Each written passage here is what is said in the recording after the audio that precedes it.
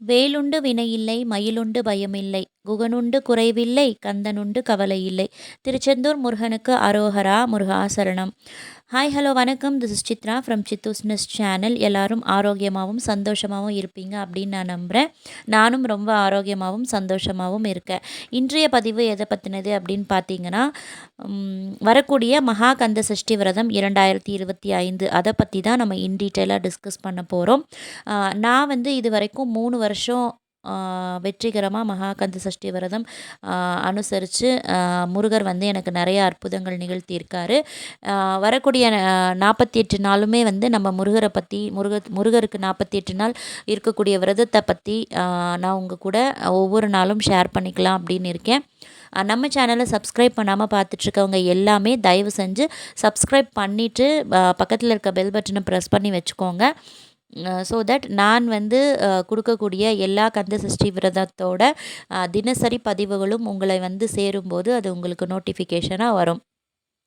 புதுசாக இப்போ தான் நாங்கள் கந்த சஷ்டி விரதம் வந்து இருக்கலான்னு இருக்கோம் அப்படிங்கிறவங்களுக்கு கண்டிப்பாக நான் கொடுக்கக்கூடிய தகவல்கள் ஏதோ ஒரு விதத்தில் பயனுள்ளதாக இருக்கும் அப்படிங்கிறத நான் ரொம்ப நம்புகிறேன். இந்த பதிவை வந்து பார்க்கணும் அப்படின்னாலே முருகரோட பேரருள் இருந்தால் மட்டும்தான் நம்மளால் பார்க்க முடியும். ஃபார் எக்ஸாம்பிள் நான் வந்து என்னவே சொல்லுவேன். நான் வந்து எங்கள் அம்மா வந்து ஒரு தீவிர முருக பக்தை தான். ஆனால் எனக்கு வந்து பெருசாக முருகர் மேலே எந்த ஈடுபாடும் இருந்ததில்லை. முருகரும் வந்து என்னை அப்போ என்ன சொல்கிறது, என்னோட ஊழ்வினை கர்மவினை வந்து அவரை தெரிஞ்சுக்க விடாமலே வச்சிருந்தது. ஒன்றுமே இல்லாமல் நிர்கதியாக நிற்க வேண்டிய சூழ்நிலை வரும்போது முருகர் வந்து நான் இருக்கேன் உனக்கு அப்படின்னு சொல்லிட்டு என் கையை பிடிச்சி ஒரு 3 வருஷத்துக்கு முன்னாடி தூக்கி விட்டார் அப்படின்னு சொல்லலாம். தூக்கிட்டாரு. இப்போவும் கையை பிடிச்சி என்னை நடத்திட்டு போயிட்டுருக்காரு அப்படிங்கிறத சொல்லலாம். முருகர் என் வாழ்க்கையில் பண்ண நிறைய அற்புதங்களை வந்து நான் உங்கள் கூட ஃப்யூச்சர் விலாக்ஸில் ஷேர் பண்ணிக்கலான்னு இருக்கேன். இனிமே வந்து இப்போ இந்த 48 டேஸ் விரதம் தான் நான் கடைப்பிடிக்க போகிறேன். இதான் ஃபஸ்ட் டைம் நான் வந்து கந்த சஷ்டி விரதத்துக்கு 48 நாள் விரதம் இருக்கக்கூடியது. இதுக்கு முன்னாடி வந்து லாஸ்ட் இயர் தைப்பூசத்துக்காக வந்து விரதம் இருந்தோம். அப்போவே வந்து முருகர் எனக்கு நிறைய அற்புதங்கள் பண்ணார். அந்த அற்புதங்களையும் நான் உங்கள் கூட வேறு ஒரு பதிவில் கண்டிப்பாக ஷேர் பண்ணிக்கிறேன். டெய்லி வந்து இப்போ நான் வரக்கூடிய புதன்கிழமை வந்து இந்த 10/9/2025 செப்டம்பர் 10ஆம் தேதி நான் வந்து என்னோடய விரதத்தை தொடங்கலான் இருக்கிறேன். அப்படி தொடங்கும்போது உங்களுக்கு வந்து முன்னாடி நாளே செவ்வாய்க்கிழமை, அதாவது நாளைக்கு பதிவே உங்களுக்கு எப்படி வரும் அப்படின்னு பார்த்தீங்கன்னா, நான் புதன்கிழமை என்னெல்லாம் பண்ண போகிறேன்னு அதை உங்களுக்கு செவ்வாய்க்கிழமையே சொல்லிட்டேன் அப்படின்னா, இந்த புதுசாக கந்த சஷ்டி விரதம் ஸ்டார்ட் பண்ணுவாங்க இல்லையா, எனக்கு நிறைய குறைகள் இருக்குது, நான் இந்த வருஷம் வந்து முருகருக்கு இந்த விரதம் இருக்கலான்னு இருக்கேன் அப்படின்னு இருக்கிறவங்களுக்கு கண்டிப்பாக அது ஒரு பயனுள்ள பதிவாக இருக்கும் அப்படின்னு நான் யோசித்து வச்சுருக்கேன். அதனால நான் புதன்கிழமை என்ன பண்ண போகிறேங்கிறத செவ்வாய்க்கிழமையே சொல்லிடுறேன். புதன்கிழமை நான் என்ன பண்ணேன் அப்படிங்கிறத முடிஞ்சால் ஒரு ஷார்ட்ஸ் விலாகாக உங்கள் கூட நான் ஷேர் பண்ணிக்கிறேன். இன்னைக்கு நாள் வந்து எனக்கு முருகரை வந்து நான் இந்த மாதிரிலாம் வழிபாடு பண்ணேன் அப்படிங்கிறத ஒரு ஷார்ட்ஸாக முடிஞ்சால் ஷேர் பண்ணிடுறேன்.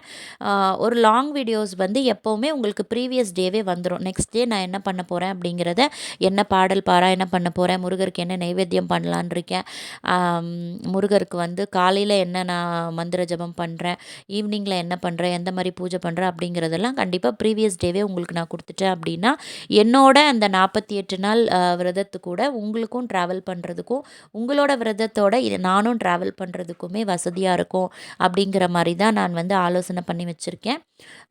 முருகர் வந்து அதுக்கு அருள் புரிவார் அப்படின்னு எனக்கு நம்பிக்கை இருக்குது. ஸோ நம்ம வாங்க குயிக்காக வந்து நம்மளோட பதிவுக்குள்ளே போயிடலாம். ஃபஸ்ட்டு விரதம் அப்படின்னா நீங்கள் என்ன நினைக்கிறீங்க? விரதம் அப்படிங்கிறது உபவாசமாக இருக்கிறது மட்டும் அப்படின்னு நம்ம வந்து நம்ம நினச்சிட்ருக்கோம். விரதத்தில் வந்து உபவாசமாக இருக்கிறது வந்து ஒரு பகுதி தான். முருகர் மேலே நம்ம எவ்வளோ அன்பு வச்சுருக்கோம் அப்படிங்கிறத நம்ம உபவாசமாக இருந்து அவருக்கு வந்து காமிக்கிறோம். ஸோ விரதம் அப்படிங்கிறது வெறும் உபவாசமாக மட்டும் இருக்கிறது கிடையாது. விரதம் அப்படிங்கிறது தீவிரமான நம்ம தெய்வ சிந்தனையில் இருக்கிறதுக்கு பேர் தான் விரதம். அதாவது அந்த நாள் முழுக்க எத்தனை நாள் நீங்கள் விரதம் இருக்கீங்களோ அத்தனை நாளில் மேக்ஸிமம் டைம் வந்து நீங்கள் சாமியை பற்றியே நினச்சிட்ருக்கணும். இப்போ முருகருக்கு விரதம் இருக்கீங்கன்னா முருகா முருகா முருகா முருகான்னு சொல்லிட்டு முருகரை பற்றியே நினச்சிட்ருக்கணும். அதுதான் வந்து ஃபஸ்ட்டு விஷயம். தெய்வ சிந்தனை நிறைய டைம் வந்து நம்ம தெய்வ சிந்தனையாகவே இருக்கணும் அப்படிங்கிறது. 2வது விஷயம் என்னை பொறுத்த வரைக்கும் என்னன்னு கேட்டிங்கன்னா, நம்ம வந்து விரத காலத்தில் யார் மேலேயும் கோபப்படக்கூடாது, யாரை பார்த்தும் பொறாமப்படக்கூடாது, யார் மேலேயும் குரோதத்தோடு இருக்கக்கூடாது. யார் மேலேயும் வஞ்சகம் செலுத்தக்கூடாது. இந்த மாதிரி வந்து நம்மக்கிட்ட இருக்கிற கெட்ட குணங்களை அழித்து நம்ம ஒரு சாந்தமான நிலைமையில் தெய்வ சிந்தனையோடு இருக்கிறது தான் நான் வந்து விரதம் அப்படின்னு நினைக்கிறேன். நீங்கள் என்ன நினைக்கிறீங்க அப்படின்னு கண்டிப்பாக கமெண்ட்டில் சொல்லுங்கள். ஸோ விரதம் அப்படின்னா என்னன்னு பார்த்துட்டோம். இப்போ முருகருக்கு நம்ம என்னெல்லாம் விரதம் கடைப்பிடிக்கிறோம் அப்படிங்கிறத பார்க்கலாம். முருகருக்கு வந்து நிறைய விரதங்கள் இருக்குது. நாள் கிழமைகளை வச்சு நிறைய விரதங்கள் கடைப்பிடிக்கிறாங்க. கிழமைகள் அப்படின்னு பார்த்தீங்கன்னா, செவ்வாய்க்கிழமை அவருக்கு ரொம்ப உகந்த தினம். செவ்வாய்க்கிழமை, வெள்ளிக்கிழமைகளில் வந்து முருகரை வந்து கும்பிடுறாங்க. நட்சத்திரம் அப்படின்னு பார்த்தீங்கன்னா, கிருத்திகை நட்சத்திரம், பூச நட்சத்திரம், உத்திரம் நட்சத்திரம் இது எல்லாம் வச்சு வந்து மாதம் வரக்கூடிய கிருத்திகை மா கிருத்திகை நட்சத்திரத்தில் விரதம் இருந்து முருகரை வழிபடுறவங்க இருக்காங்க.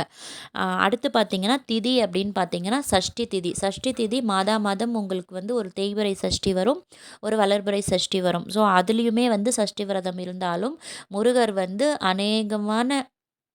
அநேகமான மக்கள் இந்த விரதத்தை வந்து கடைப்பிடிக்கிறாங்க. அவங்களுக்கு எல்லாருக்குமே நிறைய அற்புதங்களை சஷ்டி விரதம் இருக்கக்கூடிய மக்களுக்கு முருகர் வந்து கொடுத்துருக்காரு. இதை வந்து யாருமே மறுக்க முடியாது. அதே மாதிரி பூச நட்சத்திரம், தைப்பூசம், பங்குனி உத்திரம் இது எல்லாமே வந்து முருகருக்கு உகந்த விரத நாட்கள். இதில் ரொம்ப கடுமையாக இருக்கக்கூடிய விரதம் அப்படின்னா தான் இந்த மகா கந்த சஷ்டி விரதம்.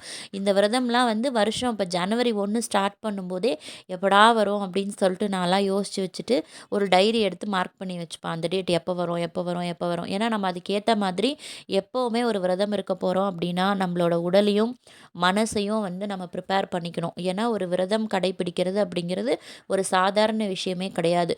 ஒரு தெய்வத்தை நம்ம கும்பிடுறோம், அதுக்காக நம்ம விரதம் கடைப்பிடிக்கிறோம் அப்படிங்கிறது வந்து கண்டிப்பாக ஒரு சாதாரண விஷயம் கிடையாது. அது அந்த தெய்வத்தோட அனுகிரகம் இருந்தால் மட்டும்தான் பண்ண முடியும் அப்படிங்கிறத நான் ஆழமாக நம்புகிறேன். இந்த பதிவை இப்போ நீங்கள் பார்க்குறீங்க அப்படின்னாலே அதுக்குமே வந்து முருகரோட பேரருள் இருக்கணும். அப்போ தான் வந்து நம்மளால் அதை பார்க்க முடியும், அதை பார்த்து மோட்டிவேட் ஆக முடியும், அதை பார்த்து நம்ம அந்த விரதம் இருக்க முடியும். ஸோ அதுவே வந்து முருகர் நம்மளை தேர்ந்தெடுக்கணும் அப்படின்னு நினச்சா மட்டும்தான், முருகர் நம்மளை தேர்ந்தெடுத்தால் தான், முருகர் நமக்கு அனுமதி கொடுத்தா மட்டும்தான் அதை பண்ண முடியும் அப்படிங்கிறத நான் ரொம்ப ஆணித்தனமாக நம்புகிறேன். ஸோ நம்ம ப்ரிப்பேர் ஆகணும் இல்லையா? அந்த ப்ரிப்பரேஷன் ஆகிறதுக்காக வந்து நான் வருஷ ஸ்டார்டிங்லே அந்த எந்தெந்த விரதங்கள்லாம் நம்ம அனுசரிக்க போகிறோமோ அதெல்லாம் வந்து ஒரு டைரியில் எழுதி வச்சுருவேன். அதில் நான் ஃபஸ்ட்டு எழுதுறது என்னவாக இருக்குன்னா, மகாகந்த சஷ்டி விரதம் எப்போ வருது அப்படிங்கிறது தான். அதுக்கான காரணங்கள் எல்லாம் வந்து நான் உங்களுக்கு இந்த 48 நாள் கொடுக்கக்கூடிய பதிவில் கண்டிப்பாக நான் தெரியப்படுத்துகிறேன். ஸோ இந்த மாதிரி நம்ம ஒரு 99% வந்து நம்ம ஒரு விரதம் இருக்க போகிறோம் அப்படின்னா ப்ரிப்பேர் ஆகணும். அது எல்லாமே நீங்கள் கரெக்டாக செஞ்சு முடிச்சிட்டிங்கன்னா அந்த 1% வந்து முருகர் கண்டிப்பாக உங்களை அப்படியே உங்களை வந்து முழுமையாக 100% உங்களை வந்து ப்ளஸ் பண்ணிடுவார். ஓகேங்களா? ஸோ இந்த விரதம் வந்து எப்படி இருக்கிறது? இந்த 48 நாள் விரதம் இருக்கிறோம். விரதம் இப்போ கந்தா சஷ்டி வந்து உங்களுக்கு 7 நாள் தானே வருது சிஸ்டர், 6 நாள் தானே வருது அப்படின்னு நீங்கள் நினைக்கலாம். எதுக்காக நம்ம 48 நாள் விரதம் இருக்கணும் அப்படின்னு நீங்கள் நினைக்கலாம். நானுமே வந்து இதுக்கு முன்னாடி இந்த 3 வருஷமும் அந்த 7 நாள் மட்டும்தான் விரதம் இருந்திருக்கேன். 6 நாள் சூரசம்ஹாரம் முடிஞ்சு 7ஆவது நாள் திருக்கல்யாணம் வரைக்கும் தான் விரதம் இருந்து என்னோடய விரதத்தை முடிச்சிருக்கேன். பட் இது வந்து ஃபஸ்ட்டு டைம் கந்த சஷ்டிக்காக நான் இருக்கக்கூடிய 48 நாள் விரதம். எதுக்காக அப்படின்னு பார்த்தீங்கன்னா, இந்த பூமியில் ஊழ்வினை கர்ம வினையோட காரணத்தை நம்ம ஒரு மனித பிறப்பு எடுத்து பிறந்துட்டோம். நம்ம பிறந்தவங்க எல்லாருமே வந்து கண்டிப்பாக இந்த 27 நட்சத்திரத்துக்குள்ளே ஒரு நட்சத்திரத்தில் தான் நம்ம இருப்போம். அதே மாதிரி 12 ராசிக்குள்ளே ஏதோ ஒரு ராசியில் தான் நம்ம இருப்போம். நம்ம எல்லாரையுமே ஆட்டி வைக்கிறது என்னன்னு பார்த்தீங்கன்னா, அந்த 9 நவகிரக கோள்கள் தான் நம்மளை வந்து நம்மளோட ஒரு நாளையும் பொழுதையும் கடத்தி கொண்டு போகிறது வந்து அந்த 9 கிரகங்களோட செயல்பாடுகளால் தான் நம்மளோட வாழ்க்கையே நகர்ந்துட்டுருக்குது. ஸோ இந்த 27 நட்சத்திரத்தையும் 12 ராசியும் 9 கிரகத்தையும் வந்து அதோட கூட்டு எண்ணிக்கையை நீங்கள் ஆட் பண்ணி பார்த்தீங்கன்னா உங்களுக்கு 48 வரும்.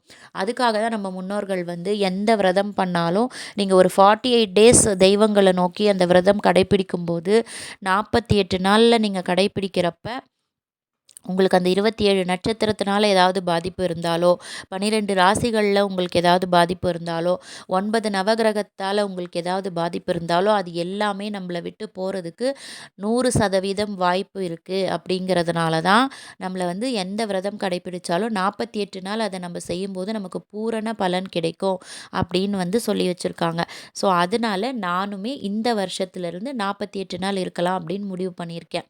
இது முருகருக்கு நான் இருக்கக்கூடிய 48 நாள் விரதத்தில் இது 2வது டைமு. ஃபஸ்ட்டு டைம் வந்து நான் போன வருஷம் தைப்பூசத்துக்கு விரதம் இருந்தேன். அப்போ வந்து நான் முன்ன சொன்ன மாதிரி முருகர் எனக்கு நிறைய அற்புதம் பண்ணியிருக்காரு. அதை வந்து நான் கண்டிப்பாக உங்களுக்கு வந்து ஃப்யூச்சர் விலாகில் ஷேர் பண்ணிக்க போகிறேன். அது ஒரு தனி பதிவாகவே நான் உங்களுக்கு கொடுக்குறேன். முருகர் வந்து என்ன அதிசயம் பண்ணார் நான் தைப்பூசத்துக்கு விரதம் இருந்தப்ப அப்படிங்கிறது. ஸோ, அதனால இந்த கந்த சஷ்டிக்குமே வந்து ஒரு 48 டேஸ் முருகரையே நினச்சிட்ருக்கலாம் அப்படின்னு சொல்லிட்டு எனக்கு திரும்ப திரும்ப தோணிக்கிட்டே இருந்தது. ஓகே அப்படின்னு சொல்லிட்டு நான் முடிவு பண்ணிட்டேன். ஸோ, 48 நாள் விரதம் இருக்கிறதுக்கான காரணம் வந்து இதுதான். ஸோ, அடுத்து நம்ம என்ன பார்க்க போகிறோம் அப்படின்னா, எத்தனை எந்தெந்த தேதியில இருக்க போகிறோம் அப்படின்னு சொல்லிட்டு. ஒரு சிலர் வந்து 48 நாள் விரதம் கடைப்பிடிக்கலாம் அப்படின்னு நினச்சிருப்பீங்க. வாய்ப்பு இல்லாதவங்க 21 நாள் விரதம் கடைப்பிடிக்கலாம். 6 நாள் விரதம் சிலர் இருக்காங்க. சூரசம்ஹாரத்தோடையே விரதத்தை முடிக்கிறவங்க கொஞ்சம் பேர் இருக்காங்க. இல்லை திருக்கல்யாணம் நான் பார்த்துட்டு தான் முடிப்பேன் அப்படின்னு சொல்லிட்டு 7 நாள் விரதம் இருக்கக்கூடியவங்களும் இருக்காங்க. இந்த 4மே என்னால் இருக்க முடியாது அப்படிங்கிறவங்க தாராளமாக சூரசம்ஹாரம் அன்னைக்கு மட்டும் ஒரு நாள் காலையில இருந்து இரவு வரைக்கும் விரதமாக இருந்து வழிபடுறவங்களும் இருக்காங்க. ஸோ, இதுக்கான தேதிகள் எப்போ எப்போ வருது அப்படிங்கிறத நான் சொல்கிறேன். முடிஞ்சால் நீங்கள் நோட் பண்ணி வச்சுக்கோங்க. 48 நாள் விரதம் இருக்கக்கூடியவங்க வரக்கூடிய செப்டம்பர் 10ஆம் தேதி 10/9/2025 அன்று தொடங்கி 27/10/2025 வரைக்கும் உங்களுக்கு நீங்கள் கணக்கு பண்ணிங்கன்னா 48 நாள் வரும். அந்த 48 நாள் நீங்கள் அந்த விரதம் இருந்துக்கலாம். இல்லை நான் 21 நாள் விரதம் இருக்கேன் சிஸ்டர், எனக்கு நான் என்னைக்கு ஸ்டார்ட் பண்ணணும் அப்படின்னு கேட்டிங்கன்னா, நீங்கள் வந்து 7ஆம் தேதி 7/10/2025 அன்றைக்கி தொடங்குனீங்கன்னா உங்களுக்கு 21 நாள் கணக்காயிடும். அடுத்து பார்த்தீங்கன்னா 6 நாள் விரதம் நான் இருக்க போகிறேன் அப்படிங்கிறவங்க 22/10/2025 அதில் தான் கந்த சஷ்டி தொடங்குது. அன்னைக்கு நீங்கள் தொடங்கி 27/10/2025 சூரசம்ஹாரம் முடிஞ்சப்புறம் நீங்கள் விரதத்தை முடிச்சுக்கலாம். இல்லை நான் திருக்கல்யாணம் பார்த்துட்டு தான் முடிப்பேன் அப்படிங்கிறவங்க 7 நாள் விரதமாக இருக்கலாம். 22/10/2025 தொடங்கி 27/10/2005 சூரசம்ஹாரம் பார்த்துட்டு 28ஆம் தேதி திருக்கல்யாணத்தையும் பார்த்துட்டு முருகர் வள்ளி தேவசேனாவோட திருக்கல்யாணத்தையும் பார்த்துட்டு 7 நாள் விரதம் இருந்து 7வது நாள் நீங்கள் விரதத்தை முடிச்சுக்கலாம். ஒரு நாள் விரதம் இருக்கக்கூடியவங்க 27/10/25 அன்னைக்கு மட்டும் சூரசம்ஹாரத்து அன்னைக்கு மட்டும் விரதம் இருந்து நீங்கள் அந்த விரதத்தை முடிச்சுக்கலாம். இப்போது நான் உங்களோட சேர்ந்து இருக்க போகிறது வந்து 48 நாள் விரதம். அதனால் நான் வரப்போகிற புதன்கிழமை தொடங்க போகிறேன். அதை நான் எப்படி தொடங்க போகிறேன் அப்படிங்கிற பதிவை வந்து உங்களுக்கு நான் நாளைக்கே கொடுத்துட்றேன். ஓகேங்களா? ஸோ, இதுதான் வந்து எந்தெந்த நாள் நம்ம எந்த மாதிரி விரதத்தை கடைப்பிடிக்கணும் அப்படிங்கிறத பற்றி நம்ம இப்போ பார்த்துட்டோம். அடுத்து எந்த பிரச்சனை இருக்கிறவங்க யாரெல்லாம் வந்து கந்த சஷ்டி விரதம் அனுசரிக்கலாம் அப்படின்னு பார்த்தீங்கன்னா, இதுக்கு தான் அதுக்கு தான் பண்ணணும் அப்படின்றது எந்த ஒரு விதிவிலக்கும் கிடையாது. பட் எனக்கு இவ்வளோ பிரச்சனை இருக்குது முருகா, எனக்கு வந்து நான் என்னென்னவோ பண்ணி பார்த்துட்டேன், எனக்கு சால்வே ஆகலை அப்படின்றவங்க கீழ் நான் சொல்ல போகிற இந்த பிரச்சனைகளுக்காக எல்லாமே வந்து நீங்கள் விரதம் இருக்கலாம். கண்டிப்பாக முருகர் உங்களுக்கு வந்து அதை முடிச்சு கொடுத்துருவாரு. முடிச்சு நீங்கள் அதை வந்து சாட்சியாக இன்னொருத்தவங்க கிட்ட சொல்கிற அளவுக்கு அவர் உங்களை ஆசிர்வதிப்பார். என்னென்ன அப்படின்னு பார்த்தீங்கன்னா, ஃபஸ்ட்டு விஷயம் குழந்தையே இல்லை எனக்கு. நான் என்னென்னவோ பண்ணி பார்த்துட்டேன். ஐவிஎஃப் பண்ணிட்டேன், என்னென்னமோ பண்ணிட்டேன், ஐயுஐ பண்ணிட்டேன். எனக்கு குழந்தையே இல்லை. இல்லை எனக்கு வருஷக்கணக்கில் குழந்தை, எங்களுக்கு எந்த பிரச்சனையுமே இல்லை. ஆனால் எங்களுக்கு குழந்தை இல்லை அப்படிங்கிறவங்க எல்லாருமே நீங்கள் வந்து கண்டிப்பாக கந்த சஷ்டி விரதம் இருங்க. சஷ்டியில் இருந்தால் அகப்பையில் குழந்தை வரும் அப்படிங்கிற ஒரு பழமொழியே இருக்குது. சஷ்டியில் விரதம் இருக்கவங்களுக்கு குழந்தை இல்லை அப்படிங்கிற ஒரு விஷயம் நடந்ததே கிடையாது. கண்டிப்பாக நடக்கும். இதுக்கு நிறைய முன்னுதாரணங்கள் நம்ம சமூக வலைதளங்களில் தேடினீங்கன்னா உங்களுக்கு கிடைக்கும். ஸோ சஷ்டியில் விரதம் இருக்கிறவங்களுக்கு கண்டிப்பாக குழந்த பாக்கியம் நிச்சயம். ஸோ குழந்தை இல்லைன்றவங்க கண்டிப்பாக அந்த விரதம் இருங்க. கணவன் மனைவி 2 பேருமே சேர்ந்து இருங்க. இல்லை எனக்கு அந்த மாதிரி இருக்க என் கணவர் ஒத்துக்க மாட்டார் அப்படிங்கிறவங்க மனைவி மட்டும் நீங்கள் விரதமாக இருங்க. ஒன்றும் தப்பு கிடையாது. அடுத்து எனக்கு ரொம்ப நாள்பட்ட வியாதி இருக்குது. எனக்கு என்னென்னவோ ட்ரீட்மெண்ட் நான் எடுத்துட்டேன். எனக்கு உடம்பு சரியாகலை அப்படின்றவங்க உடலில் நோய் ஏதாவது இருக்குது அப்படின்னா அந்த நோய் நீங்கணும். எனக்கு நிறைய முயற்சி நான் பண்ணிட்டேன். என் தொழிலில் எனக்கு முன்னேற்றமே இல்லை. நான் வேலை செய்கிற இடத்துல எனக்கு முன்னேற்றமே இல்லை. என் வாழ்க்கை அப்படியே ஸ்டாக்னண்ட்டாக இருக்குது அப்படின்னு நினைக்கிறவங்க அடுத்த கட்ட முன்னேற்றம் எனக்கு வேணும் அப்படின்னு நீங்கள் இந்த விரதம் இருக்கலாம். எனக்கு நிறைய எதிரி தொல்லைப்பா, எல்லாரும் நான் எப்படா அழிவேன்னு பார்த்துட்ருக்காங்க அப்படின்னு நினைக்கிறவங்க நீங்கள் கண்டிப்பாக அந்த விரதம் இருங்க. யாரெல்லாம் கெடுதல் உங்களுக்கு பண்ணுறாங்களோ அவங்கள முருகர் எப்படி சூரனை சம்ஹாரம் செய்து தேவர்களுக்கு நல்லது பண்ணாரோ அந்த மாதிரி அவங்கள உங்கள் வாழ்க்கையிலேருந்து ஒதுக்கி வச்சுருவார். இல்லைன்னா உங்களை அவங்க வாழ்க்கையிலேருந்து ஒதுக்கி தனியாக வச்சுருவார். கண்டிப்பாக அந்த எதிரிகள் பிரச்சனை இல்லாமல் உங்களை கண்டிப்பாக காப்பாற்றுவார். என்கிட்ட காசு இருக்குங்க, பணம் இருக்குது, பதவி இருக்குது, புகழ் இருக்குது, எல்லாமே இருக்குது. ஆனால் எனக்கு மனசுக்கு நிம்மதியே இல்லைன்னு சிலர் இருப்பாங்க. நான்லாம் கொஞ்ச நாள் அந்த மாதிரி இருந்திருக்கேன். அந்த மாதிரி சமயத்தில் தான் முருகர் என்னை கையை பிடிச்சி தூக்கி விட்டார். ஸோ அந்த மாதிரி மன நிம்மதியே இல்லை அப்படின்னு சொல்கிறவங்களும் இந்த விரதம் இருக்கலாம். அடுத்து கல்யாணம் ஆகாதவங்க இந்த விரதம் இருக்கலாமான்னு கேட்டால் கண்டிப்பாக இருக்கலாம். கல்யாணம் ஆகாத ஆண் பிள்ளைகள் எனக்கு ஒரு நல்ல மணமகள் வேணும், எனக்கு நல்ல மனைவி வேணும் அப்படின்னு சொல்லிட்டு இருக்கலாம். கண்டிப்பாக அவங்களுக்கு ஒரு நல்ல மனைவி அமைவாங்க. கல்யாணம் ஆகாத பெண் பிள்ளைகள் எனக்கு நல்ல கணவன் வேணும் அப்படின்னு சொல்லிட்டு இருக்கலாம். கண்டிப்பாக முருகர் ஒரு நல்ல கணவரை உங்களுக்கு அமைச்சு கொடுப்பாரு. ரொம்ப நாளாக எனக்கு கல்யாணம் ஆகலை, வயசு முத்தி போச்சு அப்படிங்கிறவங்க கண்டிப்பாக இந்த விரதம் இருக்கலாம். எனக்கு வேலையே இல்லைங்கிறவங்க இந்த விரதம் இருக்கலாம். வேலையில் முன்னேற்றம் வேணுங்கிறவங்க இந்த விரதம் இருக்கலாம். குடும்பத்தில் ஒற்றுமை வேணும், கடன் பிரச்சனை இருக்கக்கூடாது, சண்டை சச்சரவு இருக்கக்கூடாது, வெளியில் சொல்ல முடியாத நிறைய பிரச்சனைகள் நிறைய பேருக்கு இருக்கும். அவங்க எல்லாருமே கண்டிப்பாக நீங்கள் கந்த சஷ்டி விரதம் இருங்க. உங்களுக்கு ஒரு பெரிய மாற்றம், பெரிய பெரிய ஆசீர்வாதம், பெரிய அருள் முருகர் உங்களுக்காக கொடுக்கறதுக்கு காத்துட்ருக்காரு. ஸோ கண்டிப்பாக எல்லாரும் இந்த விரதத்தை கடைப்பிடிச்சு பாருங்கள், உங்களுக்கு டிஃப்ரென்ஸ் தெரியும். ஸோ எதுக்காக என்னென்னைக்கு விரதம் இருக்கணும், எந்த நாளில் விரதம் இருக்கணும் அப்படிங்கிறதெல்லாம் நான் உங்களுக்கு சொல்லிட்டேன். எதுக்காக நம்ம 48 நாள் விரதம் இருக்கோம் அப்படிங்கிறதையும் நான் சொல்லிட்டேன். யாரெல்லாம் இந்த விரதத்தை கடைப்பிடிக்கலாம் அப்படிங்கிறத நான் சொல்லிட்டேன். இப்போது வாங்க நம்ம விரதம் எப்படி தொடங்க போகிறோம் அப்படிங்கிறத நம்ம பார்க்கலாம். ஃபஸ்ட்டு விஷயம், இந்த விரதம் வெற்றி அடையணும் அப்படின்னு நீங்கள் குலதெய்வத்துக்கிட்ட ஒரு சங்கல்பம் வச்சுக்கணும். எல்லாருக்கும் முன்னாடி குலதெய்வத்தோட அருள் இருந்தால் தான் முருகரே உங்களை ஆசிர்வதிப்பார். ஸோ உங்களோட குலதெய்வம் எது அப்படின்னு பார்த்துட்டு அந்த சாமிக்கிட்ட நீங்கள் ஒரு தீபம் ஏற்றி வச்சு இந்த விரதம் வெற்றி அடையணும், நான் நல்லபடியாக முருகருக்கு விரதம் இருந்து நான் எனக்கு வேண்டுன்ற வரத்தை நான் வாங்கிக்கணும் அப்படின்னு சொல்லிட்டு குலதெய்வத்துக்கிட்டேயும் அடுத்து பிள்ளையார்கிட்டேயும் ஒரு சங்கல்பம் வச்சுக்கோங்க. உங்களுக்கு ஒரு விஷயம் நான் சொல்கிறேன். இந்த 10ஆம் தேதி ஸ்டார்ட் பண்ணுறீங்க இல்லையா, 48 நாள் விரதம், நீங்கள் ஸ்டார்ட் பண்ணுற அன்றைக்கி பார்த்தீங்கன்னா அது சங்கடஹர சதுர்த்தி. பிள்ளையாரை கும்பிட்டுட்டு பிள்ளையார் சொல்லி போட்டு நீங்கள் எந்த ஒரு விஷயம் தொடங்குனீங்கனாலும் அது கண்டிப்பாக ஜெயமாக தான் முடியும். ஸோ இது எனக்கு சென்டிமெண்ட்டாக இது நல்லா ஒர்க் அவுட் ஆகும். சங்கடஹர சதுர்த்தி ரொம்ப ரொம்ப ஸ்பெஷல் எனக்கு. ஏன்னா சங்கடஹர சதுர்த்தியில் தான் என் பையன் பிறந்தான். விநாயகர் எங்களுக்கு நிறைய விஷயத்தில் அவர் நாங்கள் நினைக்கவே மாட்டோம், எங்களுக்கு எல்லாமே சதுர்த்தியில் கரெக்டாக நடக்கும். ஸோ அந்த மாதிரி பிள்ளையாரை தொட்டு நீங்கள் எல்லாமே தொடங்குங்க, அது எல்லாமே வெற்றியில் தான் முடியும். ஸோ 48 நாள் விரதம் இருக்கவங்க நீங்கள் தொடங்குற 10/9/2025 அன்றைக்கி சங்கடஹர சதுர்த்தி. ஸோ அதே மாதிரி மற்ற நாளில் தொடங்குறவங்க கூட ஃபஸ்ட்டு குலதெய்வத்துக்கு ஒரு சங்கல்பம் வச்சுட்டு அடுத்து பிள்ளையார்கிட்டே ஒரு சங்கல்பம் வச்சுக்கோங்க. நான் இந்த 48 நாளும் நல்லபடியாக எந்த தடங்களும் இல்லாமல் நான் விரதம் இருந்து முடிக்கணும் அப்படின்னு சொல்லிட்டு. அடுத்து முருகன் கிட்ட சரணாகதி ஆகணும். எப்படி சரணாகதி ஆகணும்? நக்கீரர் சொல்கிறாரு திருமுருகாற்றுப்படையில், உன்னை ஒழிய ஒருவரையும் நம்புகிலேன், பின்னை ஒருவரையான் பின் செல்லேன், பன்னிருகை கோலப்பா வானோர் கொடிய வினை தீர்த்தருளும் வேலப்பா செந்தில் வாழ்வே அப்படின்னு சொல்கிறாரு. இந்த பாட்டுக்கு அர்த்தம் என்ன அப்படின்னு பார்த்தீங்கன்னா, முருகா நான் உன்னை விட்டுட்டு வேற யாரையும் நம்ப மாட்டேன், உன்னை ஒழிய ஒருவரையும் நம்புகிலேன் அப்படின்னா உன்னை விட்டுட்டு நான் யாரையுமே நம்ப மாட்டேன். பின்னை ஒருவரையான் பின் செல்லேன், வேற யார் பின்னாடியும் நான் போகவும் மாட்டேன், எனக்கு நீயே கதி அப்படின்னு சொல்லி சரணாகதி ஆகுறாங்களாம்.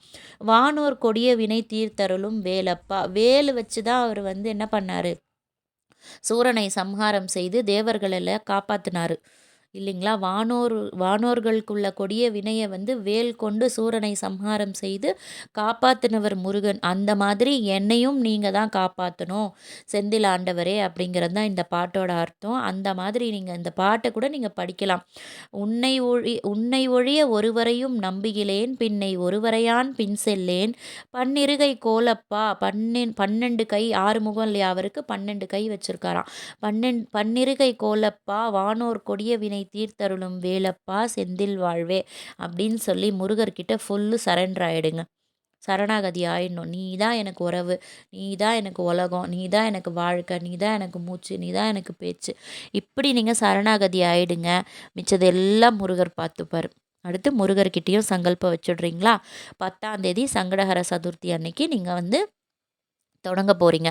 அதுக்கு நீங்கள் என்ன பண்ணணும், 8ஆம் தேதியே வீடு வாசல்லாம் சுத்தம் பண்ணிவிட்டு, செவ்வாய்க்கிழமை பூஜை ரூம் எல்லாம் அலங்காரம் பண்ணி வச்சுட்டு, தீபத்துக்கு எல்லாம் வந்து நல்லா வாஷ் பண்ணிவிட்டு, சந்தனம், பொட்டு, குங்குமம், விபூதி என்னெல்லாம் நீங்கள் ப்ரிப்பேர் பண்ணுவீங்களோ அது எல்லாமே ப்ரிப்பேர் பண்ணிவிட்டு, காலையில் புதன்கிழமை காலையில் எந்திரிக்கிறீங்க 10ஆம் தேதி. விடிய காலம் எந்திரிச்சு முடிஞ்சவங்க பிரம்ம முகூர்த்தத்திலேயே இந்த பூஜையை பண்ண பாருங்கள். பிரம்ம முகூர்த்தத்திலேயே பண்ணிங்கன்னா ரொம்ப ரொம்ப விசேஷம். 3:30லேருந்து 5:30 மணிக்குள்ளே. இல்லை என்னால் முடியாதுங்க, நாங்கள் வேலைக்கெல்லாம் போகிறோம் அப்படின்னு சொல்கிறவங்க நீங்கள் வந்து 6 மணிக்குள்ளவாவது தீபம் ஏற்றிடுங்க. தீபம் ஏற்றிட்டு நீங்கள் அன்றைக்கி சொல்ல வேண்டியது என்னன்னு பார்த்தீங்கன்னா, கண்டிப்பாக கந்த சஷ்டி கவசம் படிங்க. கந்த சஷ்டி கவசம் படிங்க.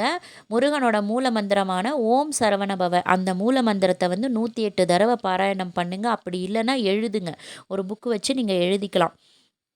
எழுதிக்கிட்டு முருகரோட ஃபோட்டோவுக்கு முன்னாடி ஒரு ஷட்கோண தீபம் போடுங்க. ஷட்கோண கோலம் போடுங்க. ஷட்கோண கோலம் போட்டு அதில் நடுவில் அந்த நட்சத்திரம் போடுற இடத்துல வந்து ஓம் போட்டுட்டு அந்த 6 சைடுமே வந்து நீங்கள் அக்ஷரம் எழுதணும். ச ர வ ந ப வ, அந்த சரவண பவ, ஓம் சரவண பவ அப்படிங்கிற அந்த அக்ஷரம் எழுதிட்டு நீங்கள் நடுவில் ஒரு விளக்கு வச்சு ஒரு நெய் தீபம் இல்லை நல்லெண்ணெய் தீபம் போட்டாலும் சரி, இல்லை 6 அக்ஷரத்துக்கும் 6 அகல் விளக்கு வச்சு நீங்கள் 6 தீபம் போட்டாலும் சரி, உங்களுக்கு எப்படி வசதிப்படுதோ நீங்கள் அந்த மாதிரி போட்டுக்கோங்க. போட்டுட்டு முருகர் படத்துக்கு வந்து ஏதோ ஒரு பூ உங்களால் முடிஞ்சதை வச்சுட்டு, என்ன நெய்வேத்தியம் உங்களால் முடியுமோ, எந்தமே என்னால் முடியாது அப்படிங்கிறவங்க 2 வாழைப்பழம் வைங்க. இல்லை உங்ககிட்ட பால் தான் இருக்குன்னா பால் காய்ச்சி அதில் ஒரு பனங்கல்கண்டோ இல்லை சர்க்கரையோ போட்டு அதை வைங்க. எதுவுமே இல்லைன்னா ஒரு வெத்தலை, பாக்கு, வாழைப்பழம். இல்லை என்னால் ரொம்ப நல்லா செய்ய முடியும்னா தேனும் தினை மாவும் செய்யக்கூடியவங்க அதை வைங்க. இல்லை எனக்கு சக்கரை பொங்கல் செய்ய முடியும்னா அதை வைங்க. எதுவுமே என்னால் முடியாதுங்கிறவங்க உங்களுக்கு என்ன நீங்கள் வீட்டில் சமைக்கிறீங்களோ அதவே எச்சில் படாமல், அதாவது யாருமே சாப்பிடாததுக்கு முன்னாடி கடவுளுக்கு நெய்வேத்தியம் பண்ணிவிட்டு அதுக்கப்புறம் வந்து நீங்கள் அதை யூஸ் பண்ணிக்கோங்க. ஸோ இந்த மாதிரி நம்ம வசதி தான், நமக்கு எப்படி முடியுதோ அந்த மாதிரி நம்ம வசதிக்கு ஏற்ப நெய்வேத்தியம் ஒன்று வச்சுட்டு, பஞ்சு திரியோ இல்லை வாய்ப்பு இருக்கிறவங்க தாமரை திரியோ போட்டு நல்லெண்ணெய் இல்லைன்னா நெய், அதை தவிர வேறு எதுலேயும் தீபம் போடாதீங்க. தீபம் ஏற்றிட்டு முருகர்கிட்ட நீங்கள் என்ன வேண்டிக்க போகிறீங்க அப்படின்னா, இந்த விளக்கு எப்படி எரியுதோ, இந்த விளக்கோட ஜோதி எவ்வளவு மிளிர்கிறதோ அந்த மாதிரி என் வாழ்க்கையும் ஜோதியால் மிளிரணும், என் வாழ்க்கையும் சந்தோஷமாக இருக்கணும், வெளிச்சமாக இருக்கணும் அப்படின்னு சொல்லிட்டு நீங்கள் முருகர்கிட்ட வேண்டிக்கிட்டு அந்த தீபம் ஏற்றுறீங்க. ஏற்றிட்டு என்ன வேண்டிக்கிறீங்க அப்படின்னா, இந்த 48 நாளும் முருகா எனக்கு எந்த தடங்களும் இல்லாமல் செய்கிறதுக்கு உடம்புக்கும் தெம்பு கொடு, எந்த தடங்களும் இல்லாமல் நான் இந்த இது வந்து இந்த விரதத்தை வந்து உங்களுக்காக இருந்து நான் முடிக்கணும் அப்படின்னு சொல்லி வேண்டிக்கோங்க. வேண்டிட்டு யாருக்கெல்லாம் வந்து சான்ஸ் கிடைக்குதோ அவங்க எல்லாம் உங்கள் வீட்டு பக்கத்தில் இருக்கக்கூடிய முருகர் கோயிலுக்கு போயிட்டு வாங்க. முடிஞ்சால் யாராவது பால், பன்னீர் உங்களால் முடிஞ்சால் அபிஷேகத்துக்கு ஏதாவது வாங்கி கொடுங்க. அப்படி இல்லைன்னா சும்மா கோயிலுக்கு போயிட்டு நீங்கள் முருகரை பார்த்துட்டு அங்கேயும் வந்து முருகர்கிட்ட நீங்கள் சங்கல்பம் வச்சுட்டு வரலாம். முடிஞ்சவங்க கையில் ஏதாவது ஒன்று எடுத்துகிட்டு போங்க. ஒரு பூவோ ஒரு பழமோ ஏதாவது ஒன்று எடுத்துகிட்டு போய் முருகர்கிட்ட கொடுத்துட்டு உங்கள் பேர்லேயோ முருகர் பேர்லேயோ இல்லை உங்கள் குடும்பத்தில் இருக்க யாராவது ஒருத்தர் பேரில் நீங்கள் அர்ச்சனை பண்ணிவிட்டு வரலாம். ஸோ இப்படி தான் வந்து நம்ம பூஜையை ஸ்டார்ட் பண்ணணும். கம்பல்சரி நம்ம பண்ண வேண்டியது அப்படின்னு சிலது இருக்குது. அது என்னன்னு பார்த்தீங்கன்னா, காலையில் கண்டிப்பாக ஒரு 1/2 அன் ஹவர் நம்ம பூஜையில் உட்காரணும். சாயந்தரம் ஒரு 1/2 அன் ஹவர் முருகருக்காக நம்ம செலவு பண்ணணும். ஏன்னா நம்ம வந்து விரதம் இருக்கோம். விரதம்னா நான் ஆரம்பத்திலேயே என்ன சொன்னேன், தீவிரமா நம்ம கடவுள பத்தியே யோசிச்சுட்டு இருக்கணும். அட்லீஸ்ட் ஒரு 1/2 அன் ஹவர், ஒரு 1 ஹவர் ஆவது நம்ம முருகருக்காக நம்ம ஸ்பெசிஃபிக்கா ஸ்பெண்ட் பண்ணணும் அப்படின்றத நான் வந்து அழுத்தம் திருத்தமா நான் உங்ககிட்ட சொல்லிக்கிறேன். அ ஏன்னா, நம்ம வாழ்க்கைய சேஞ்ச் பண்ண போறாரு முருகர். அதுக்காக நம்ம அவருக்காக ஒரு 1/2 அன் ஹவர் காலையில, 1/2 அன் ஹவர் சாயந்தரம் செலவு பண்ண போறதுல வந்து எந்த தப்புமே கிடையாது. அந்த 1/2 அன் ஹவர்ல தான் வந்து நீங்க கந்த சஷ்டி கவசம் படிங்க. கந்தகுரு கவசம் படிங்க, திருப்புகழ் படிங்க, வேல்மாறல் படிங்க, கந்தர் அலங்காரம், கந்தர் அனுபூதி, குமாரஸ்தவம் இந்த மாதிரி நிறைய இருக்குது. நான் 48 நாளும் வந்து என்னென்ன நான் பாராயணம் பண்ணலான்னு சொல்லிட்டு ஒரு டைம் டேபிளே போட்டு வச்சுருக்கேன். அதை கண்டிப்பாக நான் உங்கள் கூட ஷேர் பண்ணிக்கிறேன். ஷேர் பண்ணிக்கிட்டு எப்படி நான் படிக்க போகிறேன் அப்படிங்கிற பிளானை வந்து நான் உங்களுக்கு முடிஞ்ச வரைக்கும் நாளைக்கு வீடியோலேயே கொடுத்துட்றேன்.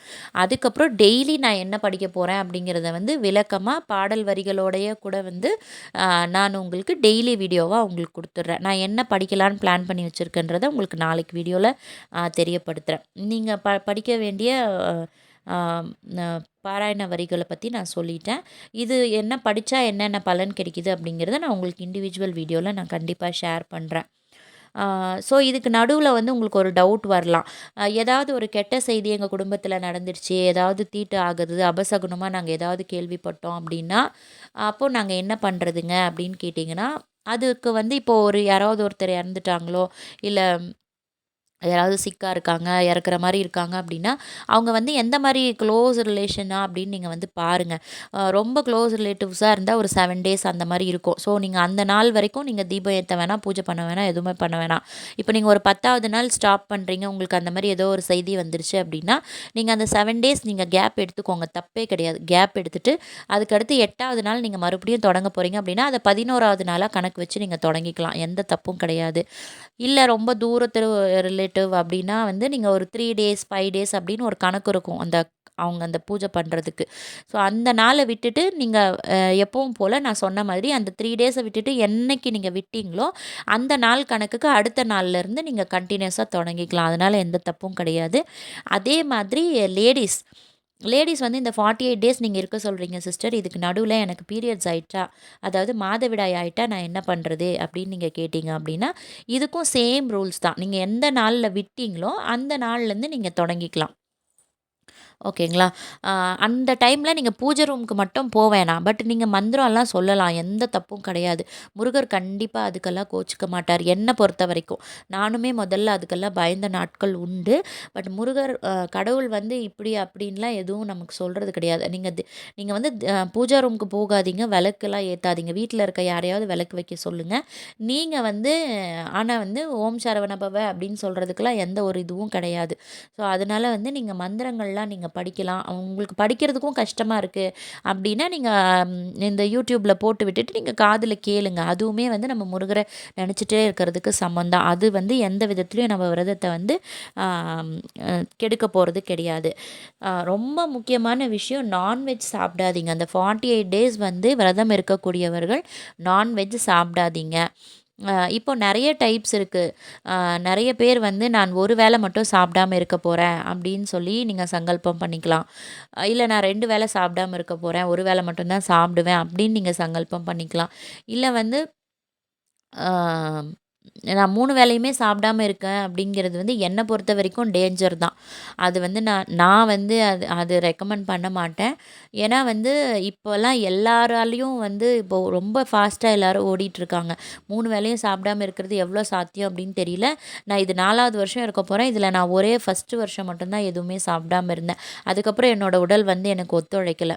ஸோ அதுக்கப்புறமே வந்து இத்தனை வருஷம் நான் எப்படி பண்ணிட்டுருந்தேன் அப்படின்னா, 7 நாள் விரதம் மட்டும் தான் இருப்பேன். அந்த 7 நாளும் முருகருக்கு நான் என்ன வைக்கிறேனோ அதை மட்டும் நான் சாப்பிட்டுட்டு இருந்தேன். ஒரு வேளை நைட்ல மட்டும்.